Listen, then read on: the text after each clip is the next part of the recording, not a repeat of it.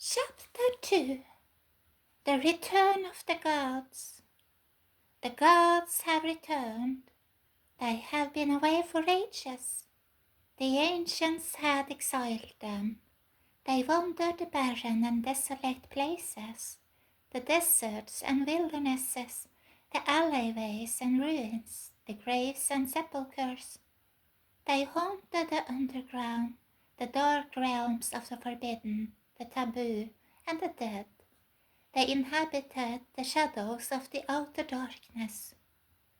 In their days of glory, they had reigned over tribes and nations, kingdoms and empires.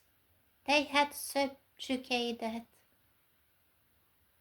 cultures and mastered civilizations, infusing them with their spirits, saturating them with their images, possessing them.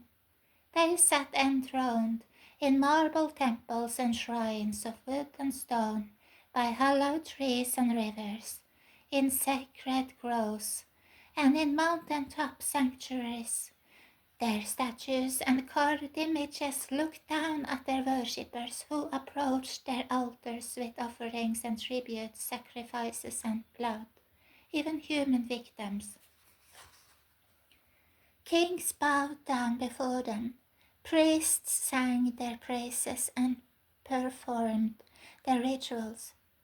Armies set off to war and laid cities to waste in their names, and children, the rich and the poor, the free and the slave alike, exalted them, worshipped them, entreated their favor, invoked their powers, danced to the drumbeat of their festivals, dreamed of them, loved them, served them, dreaded them, became entranced and seized by them.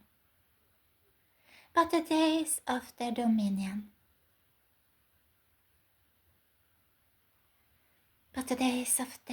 dominion came to an end.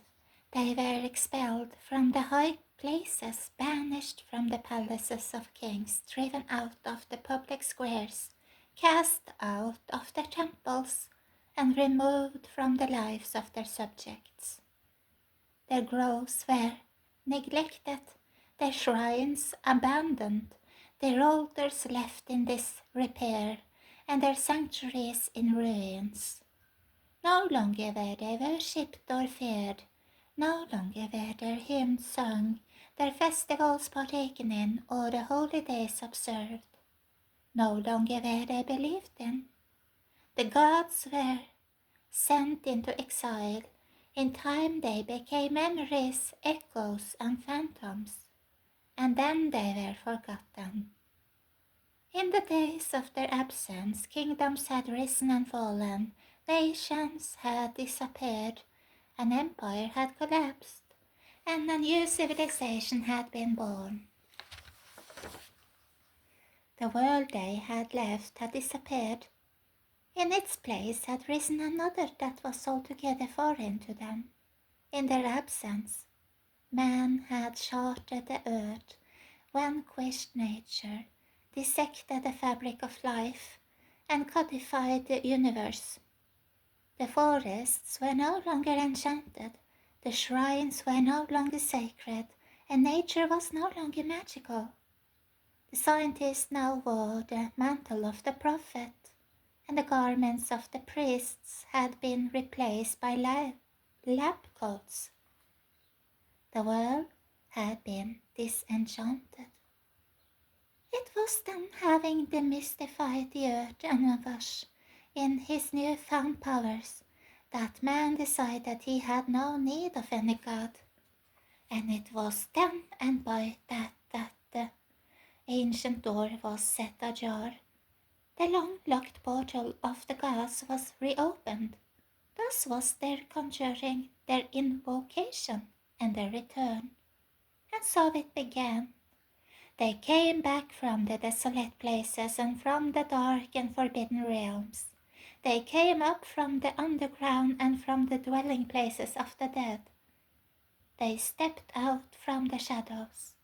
They came slowly at first, as the door had at first only been slightly opened. Had their entrance been too rapid, it would have been repelled and the door would have been closed.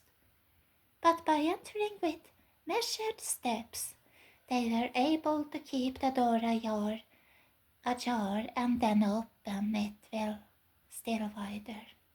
And as the shock that followed each of their steps dissipated, the resistance to their return would be overcome. The world they now entered was unlike the one they had left. In the former world, cities glowed with the light of oil lamps and walls were adorned with carved images.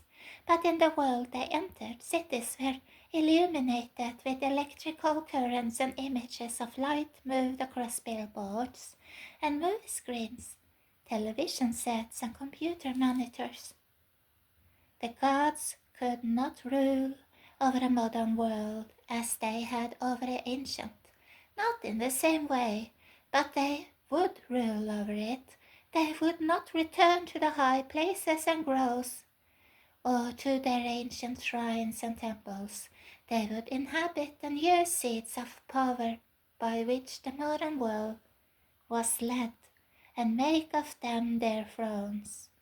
They would come upon the movers and influencers of modern culture and make of them their instruments. To gain dominion over the modern world, they could not appear as they had in ancient times, though there was still a remnant of those who worshipped them and who called them by name. They were of the fringe. To the modern mind, the gods did not exist, and few would serve them if they believed they did. So the gods came back in disguise. They altered their appearances. They took on new identities and gave themselves new names.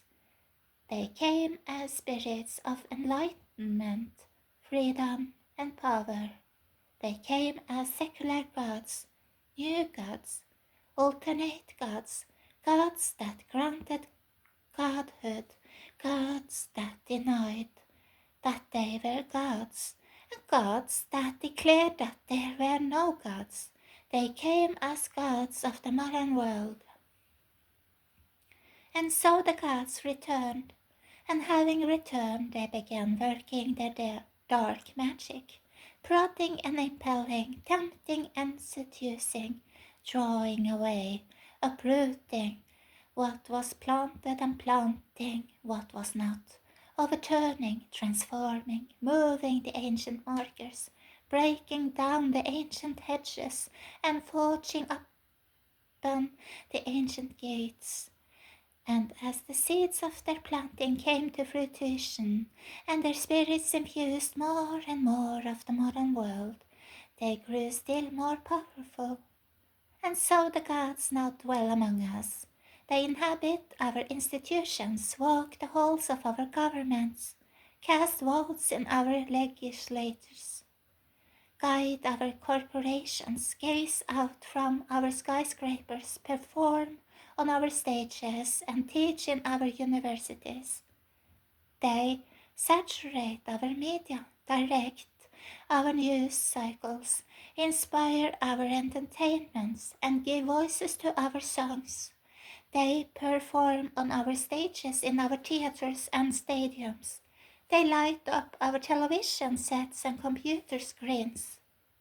They incite new movements and ideologies and convert others to their ends. They instruct our children and initiate them into their ways. They incite the multitudes. They drive otherwise rational people into irrationality and some into frenzies, just as they had done in ancient times. They demand our worship, our veneration, our submission, and our sacrifices. The gods are everywhere. They have permeated our culture. They have mastered our civilization. The gods are here. To begin the mystery of the gods, we must go back to ancient times and to the entities known as the Shiddim.